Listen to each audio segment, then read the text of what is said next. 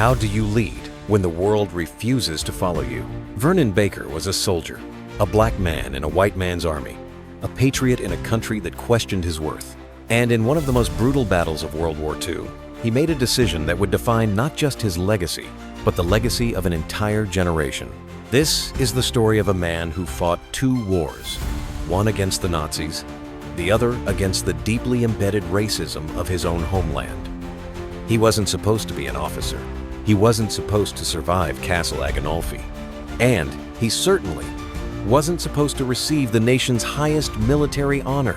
But Vernon Baker didn't live by what was expected of him. He lived by what was right. He led when no one believed he could. He survived when everyone assumed he wouldn't. And he stood tall in a country that once forced him to kneel. So, how did an orphan from Wyoming become the only living Black World War II veteran to receive the Medal of Honor? Why did it take over 50 years for America to recognize his heroism? The answers lie in a life of quiet defiance, brutal battlefields, and unwavering resolve. Vernon Baker was born in 1919 in Cheyenne, Wyoming, a place where being black often meant being invisible, unless someone wanted to remind you of your place. Orphaned at age 4, Vernon and his two sisters were taken in by their grandparents. It was a home built on discipline, not affection. His grandfather was stern, his grandmother harder still. Arguments turned into fights, anger turned into outbursts. Eventually, Vernon was sent away to Father Flanagan's Boys Town in Nebraska. It wasn't home, but it offered structure, safety, and for the first time, a vision of something better. After high school, that vision blurred. Vernon found work as a railroad porter, a job he hated. It was low-paying, menial, and marked by condescension. But worst of all, it was stagnant. There was no upward path, no challenge, no dignity. "I wanted more," he would later say. "I wanted to be something." So he walked into a recruiter's office, full of quiet determination. But the man behind the desk barely looked up. "We don't take coloreds," he said. Most would have turned around.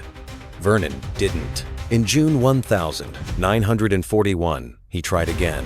This time, he was accepted. Not into his preferred infantry assignment, but into the Quartermaster Corps. It wasn't glamorous. It wasn't even fair. But to Vernon Baker, it was an opening. "I didn't say anything because I was going to get in," he recalled. That single sentence said everything. Vernon didn't need acceptance to move forward. He needed an opportunity, and he knew how to make the most of it. He wasn't chasing war. He was chasing purpose. And deep down, he knew this was only the beginning. Baker's military journey began in Texas at Camp Walters, and so did a new level of racism. From the moment he stepped off the bus, he entered a world ruled by Jim Crow. Restaurants turned him away. Towns posted signs to keep him out. But he remembered his grandfather's advice. "If you want to live, boy, learn how to conform."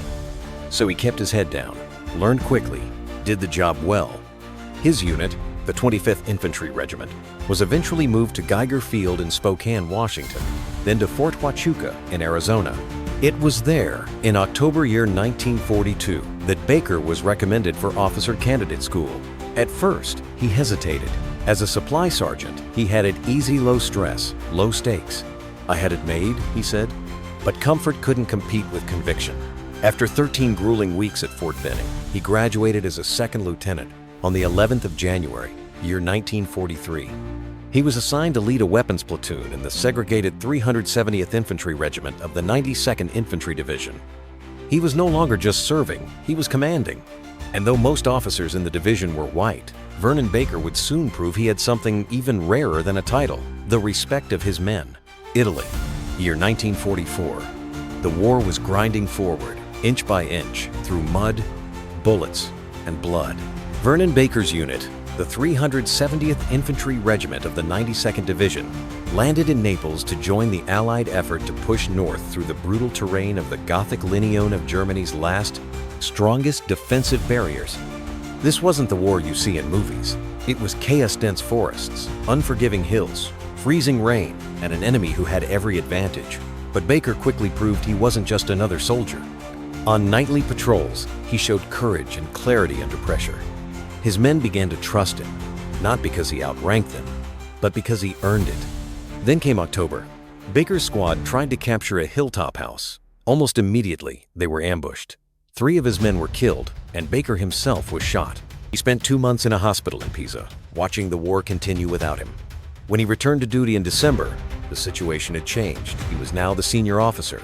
4 months later, on the 5th of April, year 1945, it was his turn to lead again, this time into Castle Aghinolfi. The castle loomed above them, fortified and brutal. 3 previous attempts to capture it had failed. Vernon's company was filled with replacements. 70% of his men had never seen combat. Still, they moved out. Baker moved ahead, surveying the terrain. He killed 2 German soldiers in an observation post, then 2 more near a camouflaged machine gun nest. Captain John Runyon joined him briefly until a German grenade landed between them. It didn't explode. Runyon fled. Baker stayed. Mortar fire rained down. Chaos erupted. Men dropped. The Germans counterattacked, this time disguised as medics, a violation of every rule of war. Baker found Runyon again frozen, terrified. "I'm going for reinforcements," Runyon said. But Baker knew. He was alone now. He had just 8 men left. Ammunition was low. The enemy was closing in. Baker made a gut-wrenching decision: withdraw. "My men wanted to stay," he later said, "but I wanted to ensure some of them stayed alive." Baker led the retreat himself.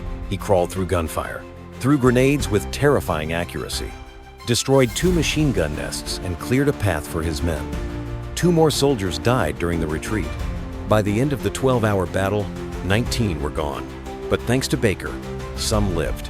And he wasn't done. That same night, exhausted Grieving Hay volunteered to lead the battalion's next advance, through minefields, through darkness, into enemy fire. No orders, just a purpose. Vernon Baker didn't ask who was watching. He just kept going. Vernon Baker had done the impossible. He led a doomed mission with honor, turned retreat into survival, and destroyed enemy positions with nothing but grit, grenades, and sheer will. His commanding officer, Captain Runyon, the same man who abandoned the battlefield, recommended Baker for the Distinguished Service Cross. It was a high honor, but not the highest. White officers who had done less were praised, celebrated, and spotlighted.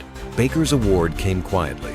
On the 4th of July, year 1945, in a small ceremony in Viareggio, Italy, he accepted the Distinguished Service Cross.